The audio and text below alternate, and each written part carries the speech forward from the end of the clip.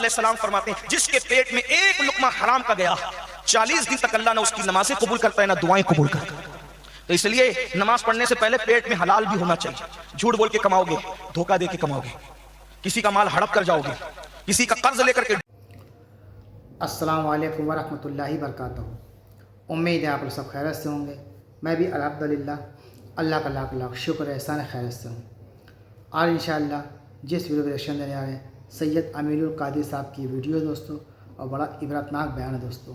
آج ہم جانیں گے رزق جو لوگ حرام کماتے ہیں ان کا اللہ کے سامنے کیا انجام ہوگا دوستوں، ان کو کیسا دردناک عذاب ہوگا، ان کی کوئی دعا قبول نہیں ہوگی، کوئی نمازیں ان کی قبول نہیں ہوں گی جو لوگ رزق حرام کماتے ہیں۔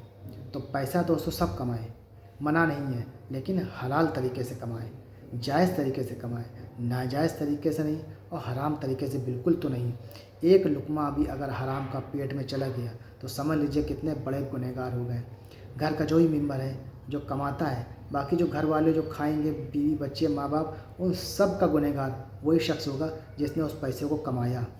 تو دوستو رزق حلال تلاش کریں، کمائیں، اللہ تعالیٰ اس میں خوب خیر و برکت دے گا۔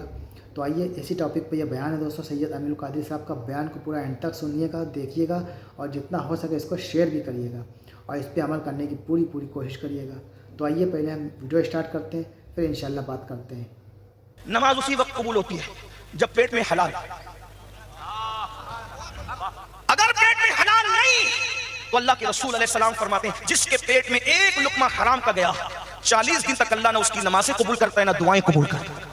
تو اس لیے نماز پڑھنے سے پہلے پیٹ میں حلال بھی ہونا چاہیے۔ جھوٹ بول کے کماؤ گے، دھوکہ دے کے کماؤ گے، کسی کا مال ہڑپ کر جاؤ گے، کسی کا قرض لے کر کے ڈبا دو گے، نماز قبول نہیں۔ کچھ لوگ کہتے ہیں مولانا نماز پڑھو سب معاف ہے، میں نے کہا بالکل سب معاف ہے، لیکن نماز ہو تو صحیح معاف ہے۔ اگر ایک سجدہ بھی قبول ہو گیا تو آدمی جنتی ہو گیا، لیکن قبول تو نا۔ جب پیٹ میں حرام پڑا ہوا ہے، سب کا لے کر کے ڈبا دیا، کھا لیا، ہڑپ کر لیا، اور رند کے رند رہے ہاتھ سے جنت میں۔ آج کل تو لوگ حرام پر اتنے تلے ہوئے ہیں کہ آج حلال و حرام دیکھے نہیں جاتے۔ میرے بچے اچھا موبائل استعمال کریں، میرے بچے اچھے کپڑے استعمال کریں، میرے بچوں کو بھی گاڑیاں ہو، میرے بچوں کا بھی اچھا مکان ہو۔ ارے نادان، یہ دنیا کیا دیکھ رہے ہو؟ حرام سے گھر بنایا تو کیا کیا، حرام سے بچوں کو آئی فون دلایا تو کیا کیا، حرام سے بچوں کے اچھے کپڑے پہنائے تو کیا کیا۔ ان کو بھی تباہ کر رہا ہے، اپنے آپ کو بھی تباہ کر۔ اگر بچوں کی پرورش حرام مال سے کی، نہ بچے تیرے وفادار رہیں گے نہ اللہ رسول کے وفادار رہیں گے۔ آج جلسے کتنے ہو رہے ہیں؟ آج سے 100 سال پہلے ایسے جلسے نہیں ہوتے تھے۔ جاؤ اپنے بڑے بزرگوں سے، باپ داداؤں سے پوچھو، ایسے جلسے روز نہیں ہوتے تھے۔ آج تو جلسہ شہر میں نہ بھی ہو تو یوٹیوب پہ بیٹھ کر کے آپ پوری دنیا کا کہیں کا بھی جلسہ سن رہے ہو، لیکن جلسہ سن کے سدھر رہے ہو کیا؟ کیوں؟ کیونکہ پیٹ میں حرام بھرا ہوا ہے۔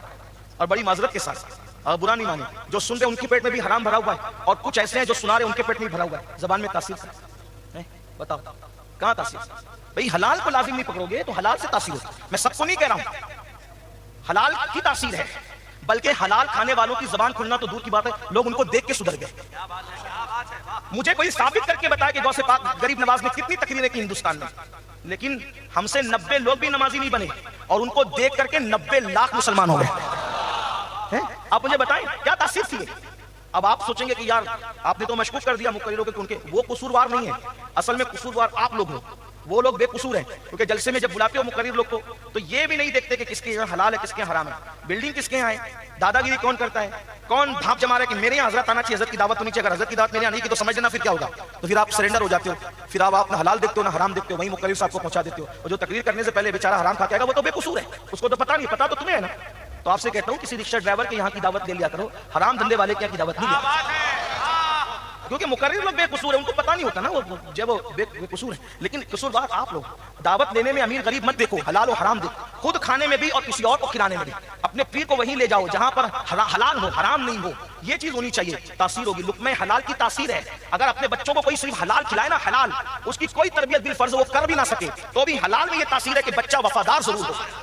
یہ آج سود کے دھندے کر رہے ہو، ہر سال عمرہ کو جا رہے ہو، ہر سال حج کو جا رہے ہو، بڑی بڑی دیگیں چڑھا رہے ہو، اور پھر حرام کاروبار کر رہے ہو، کچھ کام نہیں آنا، کوئی کام نہیں آنا۔ حلال حلال ہے، حرام سے 40 دیگیں چڑھا دی نیاز کی، حرام سے کوئی فائدہ نہیں۔ حلال سے ایک گلاس پانی کا شربت بنا کے پیش کیا، وہ 40 دیگوں پر بھاری ہے، کیونکہ ہمارے بزرگوں کے یہاں تمہارے کھچڑی اور بریانی نہیں پہنچتی، وہاں تو دلوں کی نیتیں پہنچا کر۔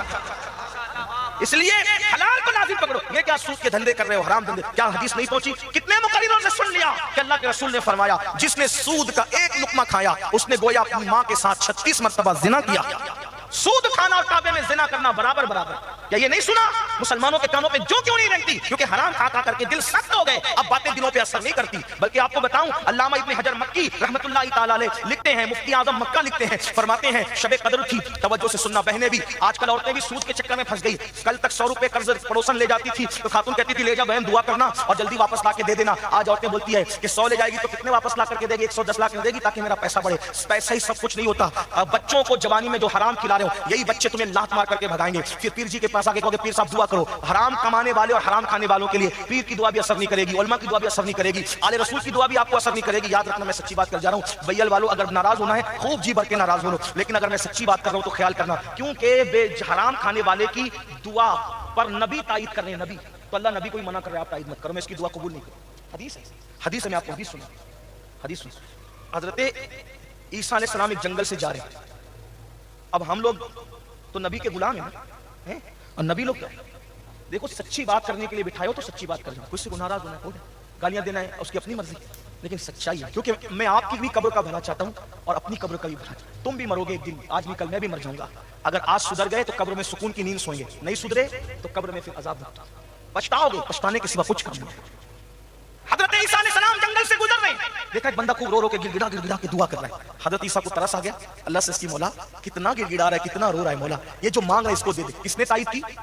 نبی عیسیٰ پیغمبر علیہ السلام، کنواری بطول مریم سے پیدا ہونے والا وہ اللہ کا پیغمبر ہے، جسے روح اللہ کلمۃ اللہ کہا گیا، جس نے جھولے سے پالنے سے کلام کیا، جس کو اللہ نے کتاب عطا کی، جس نے رسول اللہ کی بشارت دی، وہ اللہ کا سچا رسول کہتا ہے اللہ کتنا گڑ گڑا رہا ہے یہ تیرا بندہ، اس کی دعا قبول کر لے۔ اللہ نے فرمایا عیسیٰ اگر یہ اس طرح گڑ گڑاتے مر بھی جائے گا میں اس کی دعا قبول نہیں کروں گا۔ یعنی نبی پاک کی سفارش اس کے حق میں قبول نہیں ہوئی۔ فرمایا اگر یہ گڑ گڑاتے مر جائے، اے میرے عیسیٰ تو سفارش نہ کر، میرے بندے، میرے نبی، میرے پیغمبر، یہ مر جائے تو بھی اس کی دعا قبول نہیں کروں گا۔ حضرت عیسیٰ نے عرض کی مولا آخر اس سے اتنا ناراض کیوں ہے کہ اس کی قبول نہیں کرتا؟ ارشاد فرمایا عیسیٰ جس کے پیٹ میں حرام ہو، جس نے حرام کھا رکھا ہو اور حرام کے کپڑے پہن رکھے ہو، ہم نے اپنی غیرت سے اعلان کر دیا اس کی دعا کبھی قبول نہیں کریں۔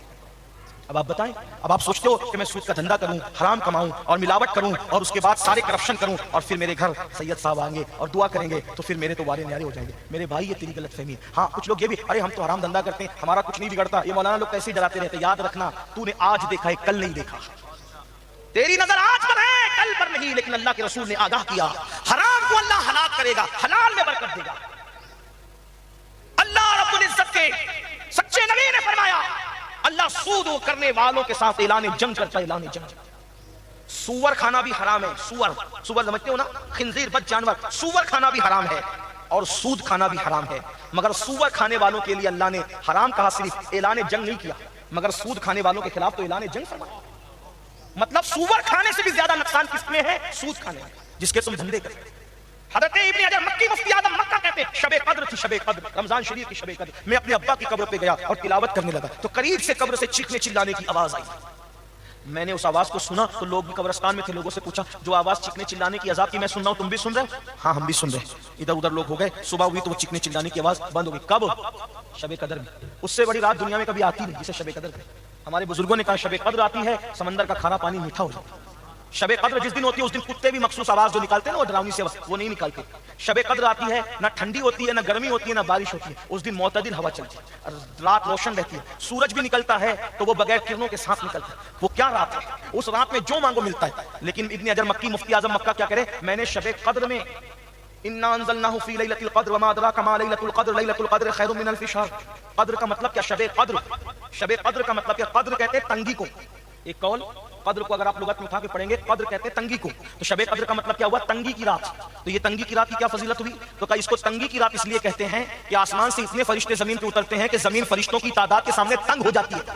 جیسے کہنا کہ یہ میدان تنگ ہو گیا، لوگوں کو بیٹھنے کی جگہ نہیں، تو فرشتے اتنے آتے ہیں کہ زمین تنگ ہو جاتی ہے، اس لیے اس کو کیا کہتے ہیں؟ قدر، تنگی کی رات۔ اور اس کے بارے میں قرآن کیا کہتا ہے؟ لیلۃ القدر خیر من الف شہر، کہ یہ وہ رات ہے جو 1000 مہینوں سے افضل ہے، 80 سال سے زیادہ اس کی افضلیت ہے۔ جو اس میں عبادت کرے گا اس کو 80 سال سے زیادہ عبادت کا ثواب ملے گا۔ فرشتے اس رات آ کے مصافحہ کرتے ہیں۔ صحابہ نے پوچھا مصافحے کی نشانی کیا ہے؟ تو بزرگان دین فرماتے ہیں شب قدر میں عبادت کرتے کرتے جن کی آنکھوں سے آنسو نکلتے سمجھ جاؤ فرشتوں نے اس سے مصافحہ کر لیا، جن کے دل میں رقت پیدا ہو جاتی عبادت کرتے کرتے۔ تو ابن حجر مکی فرما رہے ہیں کہ شب قدر میں نے ایک بندے کی قبر پہ عذاب ہوتے ہوئے سنا تو میں نے حیران ہوا حیران ہو کر کے میں نے لوگوں سے کہا اس کو پہچانتے ہو؟ میں بچپنے میں اس کو پہچانتا تھا کیونکہ یہ بڈھا ہو کے مرا، اور جو میں اس کو بچپنے سے پہچانتا تھا اس شخص کو قبر والوں کو جس کا نام بتایا گیا وہ 5 وقت کی نماز پابندی سے پڑھتا تھا.